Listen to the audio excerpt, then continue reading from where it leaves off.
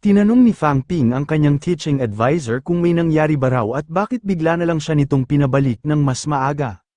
Sumagot si Lu Fengro nang wala na raw silang masyadong natitirang oras. Sa pagtatapos nga raw ng buwan ay ipapadala sa Nanjing Province ang lahat ng mga estudyante ng kanilang universidad para ubusin ang mga miyembro ng kulto. Malamang nga raw ay may makaharap rin ang mga ito na mga rank 3 na kalaban. Binanggit din ni Lu Fengro na malaki raw ang posibilidad na papuntahin na agad sa loob ng catacombs ang mga rank 2 students. Ibig sabihin nga raw noon ay para na lang ang mga itong pupunta sa sarili ng mga itong libingan. Ang tanging magagawa nga lang daw nila ngayon ay ang palakasin agad ang mga abilidad ni Fang Ping sa lalong madaling panahon. Sinabi ni Lu Fengro na ang Southern District Houses daw ay ang pinaka-asensya ng kanilang Magic University, at tanging mga rank 2 martial artist pataas lang daw ang maaaring makapasok. Doon nga raw ay mayroon silang energy room, vitality pool, cultivation building, resource reserves building at kung ano-ano pa. Lahat nga raw ng pasilidad na kanyang nabanggit ay malaki ang maitutulong para mapabilis ang pagpapalakas ng mga kakayahan ni Fang Ping. Tinanong ng ating bida ang kanyang teaching advisor kung libre niya ba raw na magagamit ang lahat ng mga pasilidad na naroon. Sinabihan ni Lu Fengro si Fang Ping nang mukhang nangangarap nga raw ito, kailangan nga raw nitong gumastos ng academic points sa lahat ng mga gagamitin nitong kagamitan at pasilidad. Iginiit ng ating bida na masyado naman daw napakamahal doon, sa isang oras pa nga lang daw ay kailangan na niya agad gumamit ng 10 academic points. Sinabihan ni Lu Fengro ang ating bida nang wag na nga raw itong magreklamo, ano na nga raw ang nangyari sa mga academic points na nakuha nito sa natapos na kompetisyon. Ilabas na nga raw nito ang mga naipon nitong academic points para mapalakas na nito ang mga taglay nitong abilidad. Pagkarating ni Fang Ping sa Magic University ay agad nitong ginamit ang lahat ng kanyang academic points. Nagpa-trade siya ng 180 ordinary vitality pills na agad niya rin namang ipinagbili kay Yang Xiaoman. Naisip ng ating bida na dapat pala niyang unahin ang pag-iisip ng paraan kung paano siya makakaipon ng magagamit niyang academic points. Nagsasanay ngayon sina Fang Ping at Chen Yangxi sa loob ng Practical Combat Training Room. Nag-cheer si Yang Xiaoman na ipagpatuloy lang daw ni Chen Yangxi ang pagiging agresibo nito. Tinanong naman ni Fu Changding kung bakit parang wala raw sa focus si Fang Ping. Naisip ng ating bida na simula nga raw nang malaman niya na sa Nanjing Province lalabas ang sunod na catacombs ay madalas na nga raw siyang binabangungot. Napapanaginipan niya nga raw na nakatali sa itaas ang walang buhay na katawan ng kanyang pamilya. Bumalik na ulit sa focus si Fang Ping kaya nagsimula na rin siyang umatake. Naisip ng ating bida na hindi niya raw hahayaan na may mangyaring masama sa kanyang mga kapamilya, gagawin niya nga raw ang lahat para mas lalo pa siyang lumakas. Nilagabag ni Fang Ping ang kanyang sandata para kuhanin ang atensyon ng kanyang mga kasamahan.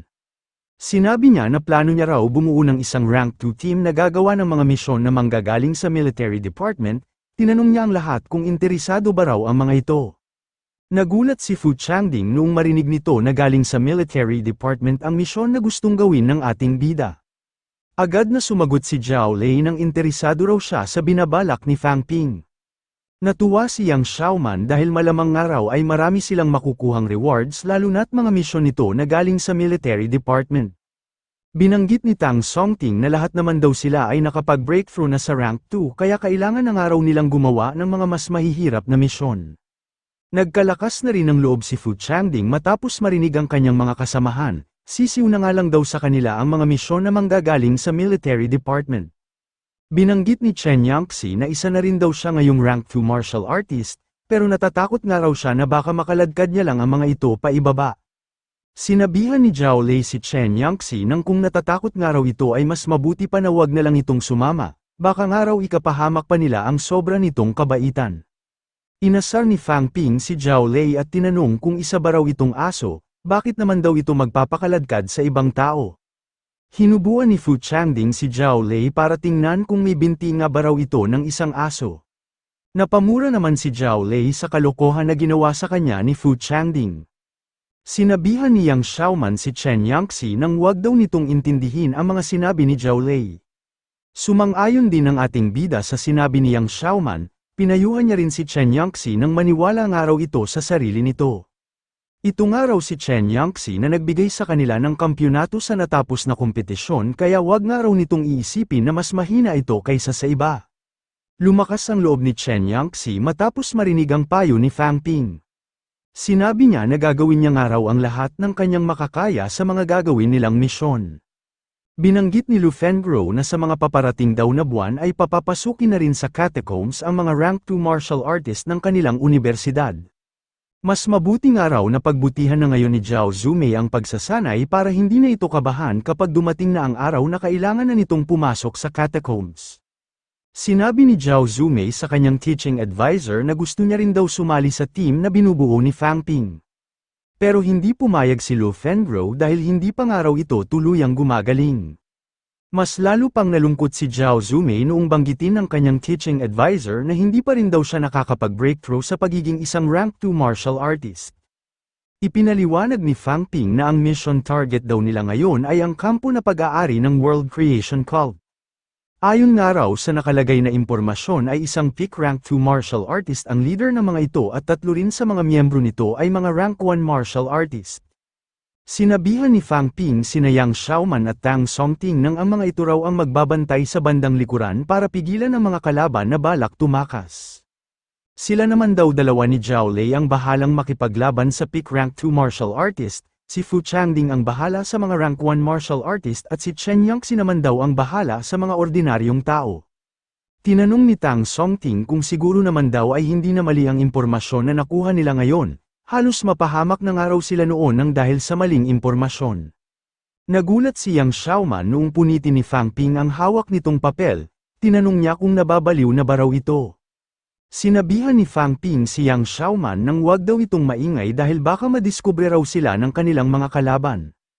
Gusto niya lang daw ipaalala sa mga ito na kailangan ng mga itong maging maingat at wag basta-bastang magtitiwala sa anumang impormasyon. Sinabi ng ating bida na kapag may isa pa raw rank 2 o rank 3 martial artist ang kasama ng kanilang mga target ay siya raw ang bahalang makipaglaban sa pinakamalakas at si Zhao Lei naman daw ang lalaban sa sunod na pinakamalakas. Sinabi rin ni Fang Ping na wag nga raw ng mga itong kakalimutan ang kanilang golden rule. Kapag makakaya raw ng mga ito ang kalaban ay makipaglaban daw ang mga ito, pero kapag napakalakas naman daw ng kalaban ay piliin na lang daw ng mga itong tumakbo. Naroon nga raw sila para kumita ng pera at hindi para magbuwis ng kanilang mga buhay. Isa-isa nang ipinaalam ng mga kasamahan ng ating bida na nakahanda na raw sila para gampanan ang kani-kanilang tungkulin. Sinabi ni Fang Ping na makinig nga raw ang mga ito sa kanyang mga utos at maging handa na para sa gagawin nilang pakikipaglaban. Kasalukuyan ngayong natutulog ang kalbong lalaki na naatasa na magbantay sa harapan ng kampo. Sinabi ni Fang Ping na pagkabilang niya raw ng 3 ay saka raw nila sisimulan ang kanilang pagsugod. Agad na tinakpan ng ating bida ang bibig ng kalbong lalaki noong matapos na ang kanyang pagbibilang. Matapos noon ay agad niya rin itong pinatay sa pamamagitan ng pagbali sa leg nito. Nagsimula na ring gumalaw ang mga kasamahan ng ating bida. Ngayon ay balak ng buksan ni Fang Ping ang pinakapinto ng aatakihin nilang kampo. Ngunit nahinto ang kanyang binabalak noong bigla na lang nagkaroon ng aberya. Habang papalapit si Zhao Lei ay may naapakan itong isang maliit na sanga. Mahina man ang tunog na naidulot nito pero mapapansin agad ito ng mga martial artist lalo na ng mga peak rank 2 martial artist. Nabahala ang ating bida nang dahil sa aberya na hindi nila inaasahang mangyari. Bigla na lang namatay ang mga ilaw sa loob ng kampo na kanilang aatakihin. Kasunod noon ay lumabas ang isang lalaki sa bintana ng bahay at agad itong sumugod sa direksyon kung nasaan si Zhao Lei. Agad na sinangga ni Chen Yangxi ang pag-atake na isinagawa ng sumugod na lalaki. Nagulat si Zhao Lei noong mapagtanto nito na muntik na pala siyang malagay sa panganib. Tinanong ni Chen Yangxi ang nagulat na si Zhao Lei kung ayos lang ba raw ito. Lumabas na rin sa loob ng bahay ang 2 rank 1 martial artist. Bago pa man ang mga ito makaatake ay agad na ang mga itong sinalubong nina Fang Ping at Zhao Lei. Nabahala ang ating bida noong makaramdam ito ng 2 malalakas na vitality sa likod ng isang pinto. Winasak ng 2 martial artist ang pinto ng kanilang kampo para magsagawa ng biglaang pag-atake. Mabuti na lang at nakapaghanda agad si Fang Ping kaya naprotektahan nito ang kanyang sarili. Doon na napagtanto ng ating bida na mali nga ang nakuha nilang impormasyon. Nagulat siya dahil dalawa raw palang peak rank 2 martial artist ang kailangan nilang kalabanin. Pero kahit nga raw mga rank 2 martial artist na ang mga ito ay mukhang limitado pa din lang ang taglay ng mga itong abilidad. Nakarating na nga raw siya sa elevated stance kaya hindi raw siya magkakaproblema sa pagkalaban sa mga ito. Walang takot na dinipensahan ni Fang Ping ang pag-atake ng dalawang rank 2 martial artist. Napaatras man siya ng mga ito pero hindi siya nangangamba na maaari siyang matalo. Sa lakas nga raw ng kanyang mga kasama ay hindi na niya kakailanganing gumamit ng wealth value para matapos ang kanilang misyon. Sa ngayon nga raw ay kailangan niya munang kaharapin ang dalawa niyang kalaban habang hinihintay niya ang pagdating ng tulong ng kanyang mga kasama. Nagtaka si Fang Ping nung mapansin nito ang isang sandata na patungo sa kanyang direksyon, napaisip siya kung may iba pa ba raw silang kalaban. Tumama sa ulo ng ating bida ang hawakan ng isang sandata. Hindi man napuruhan si Fang Ping pero naramdaman pa rin ito ang sakit ng kanyang bukol sa ulo. Nagyabang si Zhao Lei dahil napalipad niya nga raw ang sandata ng kanyang kalaban, hindi niya nga raw inasahan na napakahina lang nito. Nagalit si Fang Ping noong marinig nito ang pagyayabang ni Zhao Lei, halos muntikan na nga raw siyang madisgrasya ng dahil dito. Sumugod na ulit ang dalawang rank 2 martial artist para atakihin ang ating bida. Itinuon na ulit ni Fang Ping ang atensyon niya sa dalawang martial artist na kanyang kinakalaban. Sinugod ni Fu Changding ang isa sa mga rank 1 martial artist, ibinato niya ang hawak niyang sibat para atakihin ito. Hindi naman tinamaan ang lalaki dahil agad itong nakaiwas. Humiyaw si Fu Changding para sabihan si Zhao Lei nang umalis raw agad ito sa kinatatayuan nitong posisyon. Mabuti na lang at agad na nakatalon si Zhao Lei bago pa man ito matamaan ng sibat. Sinabihan ni Zhao Lei si Fu Changding nang napakatanga raw nito, bakit nga raw parang siya pa ang gusto nitong patayin. Sumagot naman si Fu Changding nang sino nga raw ang nagsabi kay Zhao Lei na pumunta ito sa direksyon kung saan niya ibinato ang kanyang sandata, paano niya pa nga raw ito mapapansin gayong nakatuon ang kanyang atensyon sa pakikipaglaban. Habang nagtatalo ang dalawa ay may bigla na lang bumagsak sa kanilang bandang likuran. Humingi ng pasensya si Yang Xiaoman dahil hindi niya raw nakontrol ang kanyang lakas. Tinanong ni Fang Ping ang kanyang mga kasamahan kung ano ba raw ang ginagawa ng mga ito. Kailangan nga raw ng mga itong magtulungan habang nakikipaglaban. Naisip ng ating bida na madali nga lang daw sana nilang natapos ang misyon nilang ito, kung hindi lang pasaway ang kanyang mga kasama. Talagang mababaliw nga raw siya nang dahil sa mga ito. Sa pagkakataong itong araw ay hindi na siya dapat pang makampante. Mukhang kailangan ng araw niyang gumastos para matapos na nila ito. Agad na ginamit ni Fang Ping ang kanyang Tripole Vitality Explosion para atakihin ang isa sa mga rank 2 martial artist na kanyang kinakalaban. Nahati ang katawan ng rank 2 martial artist na siya na rin itong ikinamatay. Naisip ni Fang Ping na may isa pang araw na titira. Agad siyang tumingin sa direksyon kung saan papatakas ang isa pang rank 2 martial artist. Sinabihan ni Fang Ping ang tumatakbong lalaki nang wag nga raw nitong iisipin na makakatakas ito sa kanya. Pagkapuno ng kanyang vitality ay agad na ulit niyang ginamit ang kanyang na-master na teknik. Inatake niya ang natitirang rank 2 martial artist ng kanyang martial arts technique na Manic Explosion. Agad ding nawalan ng buhay ang lalaki matapos mahati sa dalawa ang katawan nito. Sinabihan ni Fang Ping ang kanyang mga kasamahan na babanggitin niya raw ulit ito ng isa pang beses, binuo niya nga raw ang grupo nilang ito para kumita sila ng pera at para mapabilis ang kanilang cultivation. Kaya kung gusto pa raw ng mga itong magpatuloy ay dapat daw ang mga itong mas maging seryoso. Pagkapatay ni Fang Ping sa dalawa niyang kalaban ay agad na niyang tinulungan ang kanyang mga kasamahan. Inatake niya agad ang peak rank 1 martial artist na nakikipaglaban kay Chen Yangxi. Matapos niya itong gawin ay kinuha niya rin ang atensyon ng lalaki na kinakaharap ni Fu Changding. Sinamantala ni Fu Changding ang paglingon ng kanyang kalaban para isagawa ang kanyang pag-atake. Agad na ring tinapos ni Zhao Lei ang buhay ng kanyang kalaban matapos marinig ang mga sinabi ng ating bida.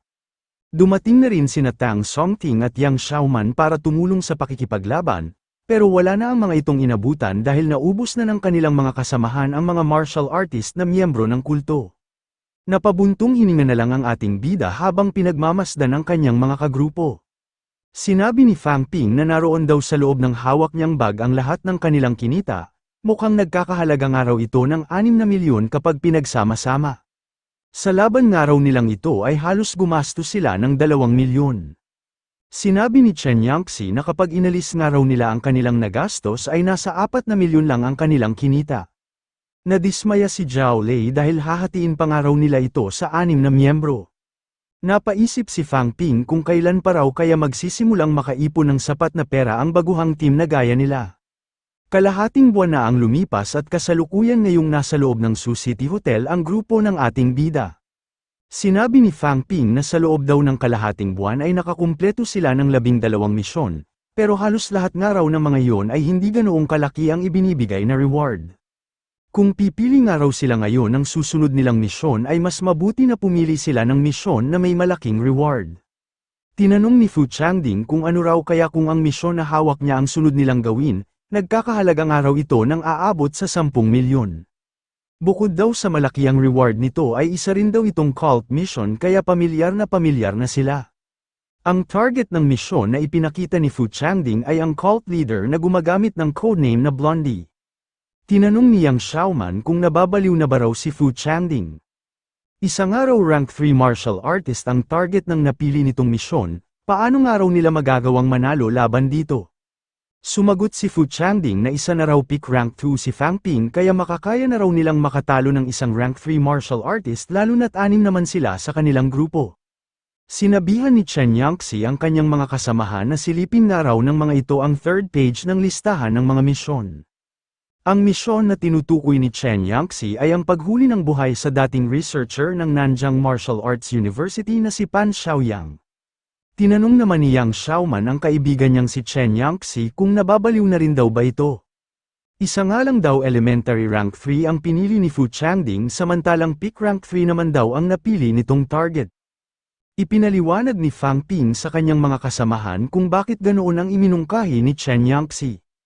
Ang cult leader nga raw na si Blondie ay dati nang nakapatay ng tao kaya tiyak na isa itong napakapanganib na kriminal.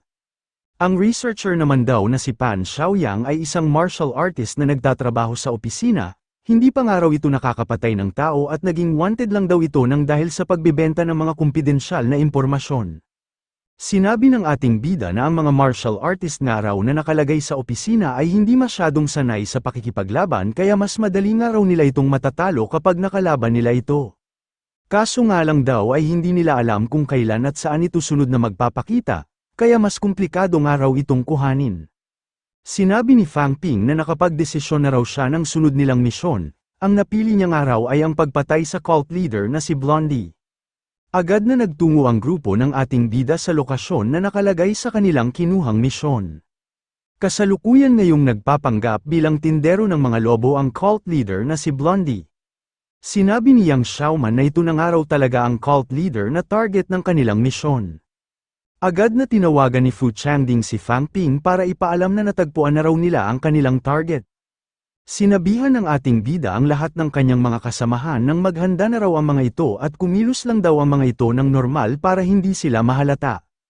Tumugon sina Zhao Lei ng kanina pa nga raw silang nakahanda para isagawa ang kanilang misyon. Natuwa ang mga namamasyal na bata noong makakita sila ng lobo. Nag-alala si Chen Yangxi habang papalapit ang ilang mga bata sa target ng kanilang misyon. Sinabihan ni Fang Ping ang kanyang mga kasamahan na bilisan daw nila ang kanilang operasyon, kailangan nga raw nilang mauna bago pa man makalapit ang mga bata. Agad na kumilos sina Fang Ping at Chen Yangxi para lapitan ang kanilang target. Sa gitna ng kanilang paglalakad ay may bigla silang napansin, ibinulong ni Chen Yangxi na nakasalubong nga raw nila ang wanted na si Pan Xiaoyang. Agad itong ipinaalam ni Fang Ping sa kanyang mga kasamahan kaya naguluhan ang mga ito kung sino raw sa dalawang kriminal ang kanilang uunahin. Sinabihan nila ang ating bida na bilisan nga raw nito ang pagdidesisyon. Tiningnan ni Fang Ping ang nakasalubong niyang si Pan Xiaoyang.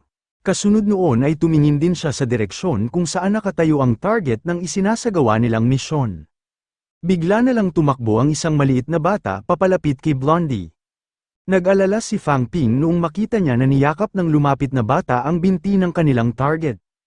Agad niyang sinabihan ang kanyang mga kasamahan na wag daw ang mga itong susugod. Nagtanong ang iba niyang mga kasamahan kung nasa panganib ba raw ngayon ang buhay ng mga bata. Sumagot naman si Fang Ping nang huwag daw ang mga itong mag-alala dahil pinagpapatuloy pa rin daw ni Blondie ang pagpapanggap na isa itong tindero ng mga lobo. Hanggat hindi nga raw sila gumagawa ng kahit na anong hakbang ay hindi naman ito sasaktan ang mga inosenteng bata. Tinanong ni Chen Yangxi kung ano na raw ang sunod nilang gagawin. Sumagot ang ating bida na nagbago na raw sila ngayon ng plano. Ang researcher ng araw na si Pan Xiaoyang ang magiging target ng kanilang misyon.